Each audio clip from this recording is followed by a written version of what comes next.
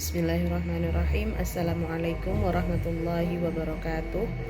Perkenalkan, nama saya Naila Amalia Ma'rufah. Hari ini saya akan saya kelas A32. Hari ini saya akan mempresentasikan tentang konsep pendidikan dan belajar sepanjang hayat.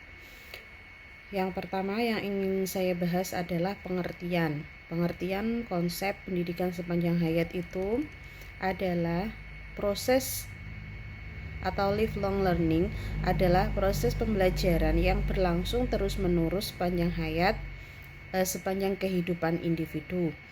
Pendidikan ini tidak hanya terjadi di sekolah, tapi juga melalui pengalaman, lingkungan, pekerjaan, media, dan aktivitas sosial. Nah, di sini ada beberapa pendapat. Yang pertama, menurut UNESCO, lifelong learning adalah semua kegiatan belajar yang dilakukan sepanjang hidup dengan tujuan untuk meningkatkan pengetahuan, keterampilan, dan kompetensi. Sedangkan menurut Undang-Undang Nomor 20 Tahun 2003 tentang Sisdiknas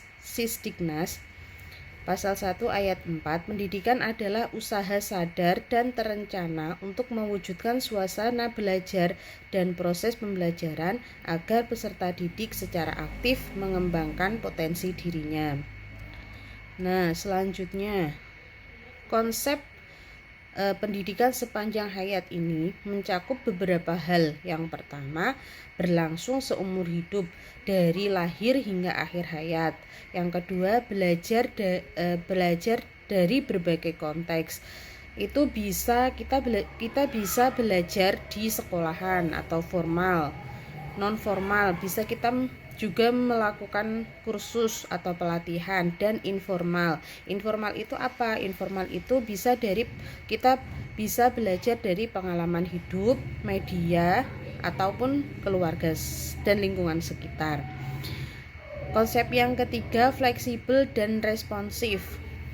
Nah, maksudnya apa? Maksud dari fleksibel dan responsif itu kita bisa belajar menyesuaikan dengan perkembangan ilmu, teknologi, dan kebutuhan yang ada di masyarakat.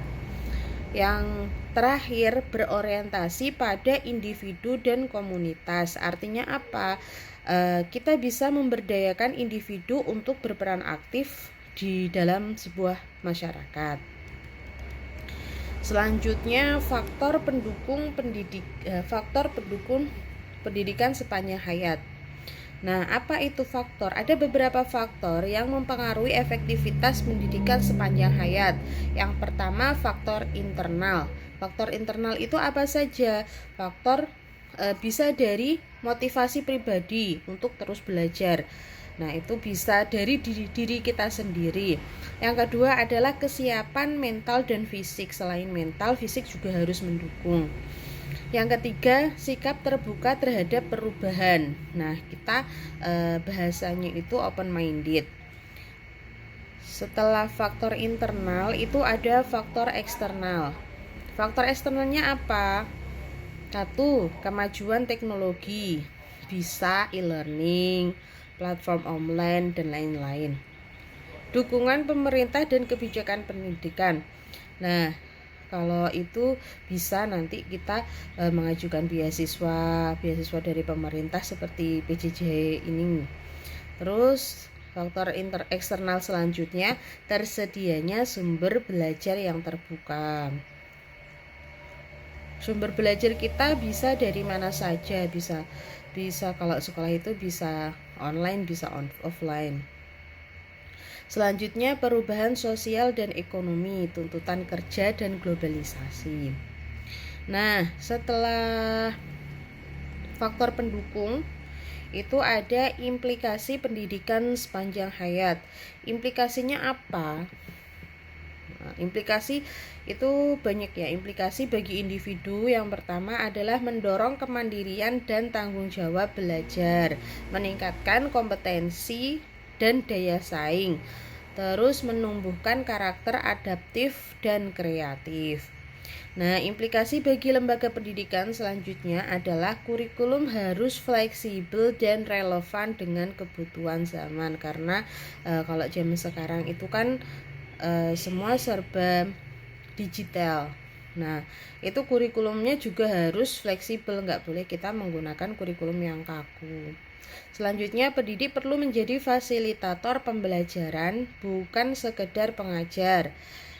Terakhir, harus ada kerjasama antara lintas sektor. Maksudnya di sini adalah harus ada kerjasama antara industri, komunitas, dan pemerintah, itu harus sejalan.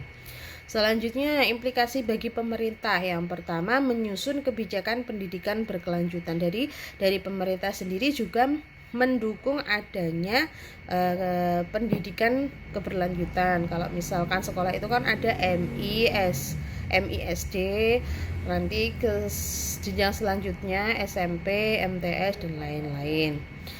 Menyediakan fasilitas dan infrastruktur belajar terbuka. Nah, kita itu bisa belajar di mana saja dan kapan saja.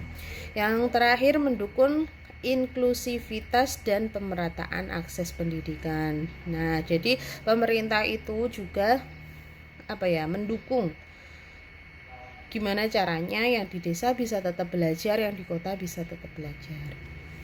Nah, selanjutnya contoh praktik pendidikan sepanjang hayat.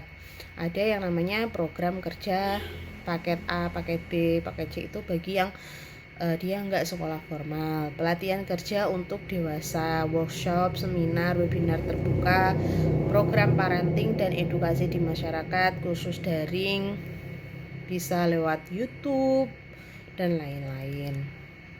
Nah, di sini kita bisa menyimpulkan bahwa pendidikan dan belajar sepanjang hayat merupakan suatu keniscayaan dalam menghadapi dinamika zaman. Tidak hanya mendukung pembentukan individu yang kompeten, tapi juga memperkuat masyarakat yang berpengetahuan adaptif dan produktif.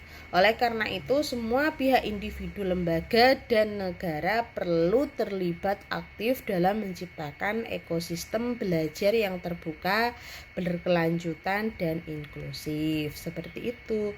Terima kasih. Assalamualaikum warahmatullahi wabarakatuh.